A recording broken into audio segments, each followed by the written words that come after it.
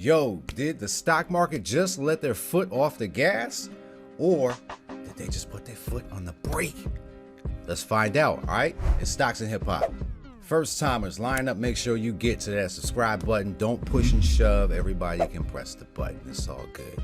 Welcome to Stocks and Hip Hop, where we cover the market every single week and we look for the clues to figure out what we can do to protect our money, all right? And the stock market did really good last week. This week kind of went on the little seesaw action, and we're about to cover to see what we can get out of that market action. All right, so let's go into the S&P. S&P closed at 3,965.34. So $3,965.34 is what the stock market for the S&P closed at, and let's see what's happening.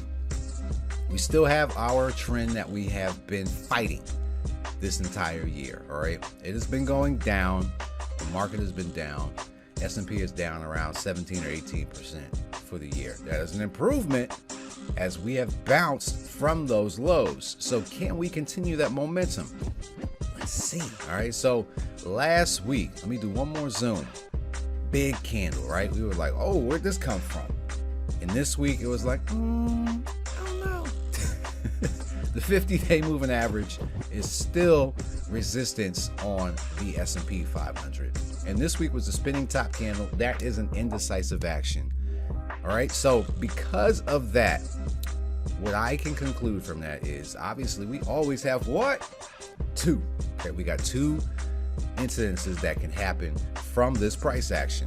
As we break it down, we can either continue to go higher and get right back around that 4,100 area, or this will be the reversal signal and we do start to retrace lower to come back to around that 3,800 area. So two scenarios can come out of what's happening right now from the current price action based upon what I see from that indecisive action. When traders are indecisive, it is a toss-up. Whoever is going to win that war is going to be the person who comes out next swinging. So is it going to be the bulls or is it going to be the bears? Right now, the bulls do have control, so I am siding with them to see if they have the power next week to push this price to the moon. All right, so that's S&P. Let's go ahead and check out what's happening with the Russell. All right, the Russell is at 183.72. All right, so $183.72 is what the Russell is at. What happens when we zoom in? Look at the info we got here, all right? That 50-day moving average that we have been keeping an eye on for this trend in order to get the signal if this is going to move higher or not. We got there, and what happened? It got smacked down. And that's not a good look right there because we haven't been able to clear that hurdle the entire year. It has been beating us up. And we've got another spinning top candle. But the good news is, all right, those moving averages that we talked about before, the other two are still on the up. All right, so the 20-day moving average is starting to curve, and that 200-day moving average obviously will stay consistent because it takes 200 days for that to finally start to make a trend change. So with all that being said, we are still stuck in limbo. All right, and that is representative of that spinning top candle. We are going to get our clear decision once we have a break to either the downside below 165, or we do get above that 190 resistance, which also coincidentally is around that 50-day moving average. So let's keep an eye out on what's popping with IWM. All right, IWM is done. Let's go ahead and check out what we got on the streets for the Dow. All right, $ DJI, bring to me the price. 33,745.69. And as we take a look at what's happening there, all right.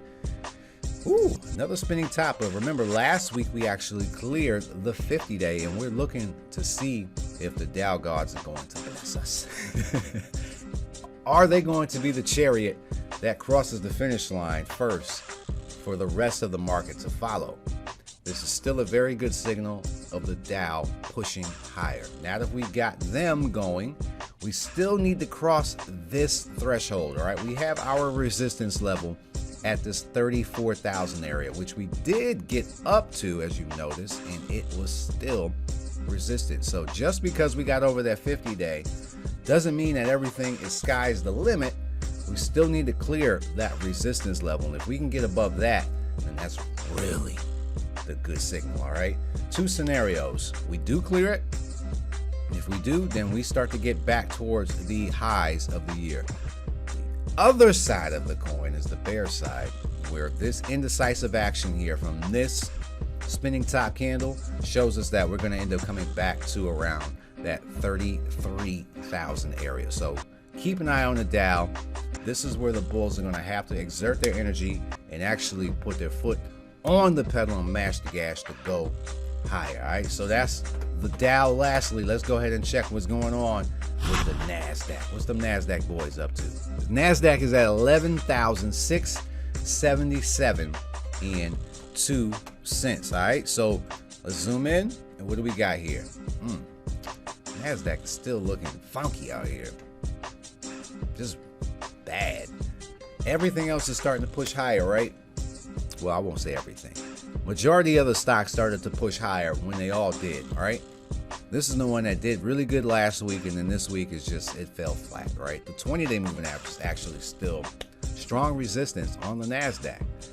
So with all that being said, this is the weakest one of the 4 indexes still, and this week showed that it really did not have too much power at all. Tried to go higher, and it could not muster the energy to get anywhere over that 20-day moving average. Now, the 50-day is still resistance here, as you can see in the past. The 20-day is resistance as well, and we're looking at 2 scenarios here. We either get above this to try to get back above that, around that 12,000 area, or we knife back down. All right, and we come back around to 11,000. So that is the weekly wrap up. How did I do? Let me know in the comments. Shoot me a message in the comments, and we can have a conversation anytime when it comes to stocks. We can also talk about hip hop too, because Nas dropped the album King's Disease 3. Let me know what you think about King's Disease 3. I think it is a, I won't say classic yet. I'll give it a couple more spins before I finally say that C word, which is so valuable in the hip hop world. All right, so Nas dropped King's Disease 3. What other albums dropped? Let me know. I definitely want to take a listen to it, because we can spin hip hop all the time. All right, so I want you to enjoy your weekend.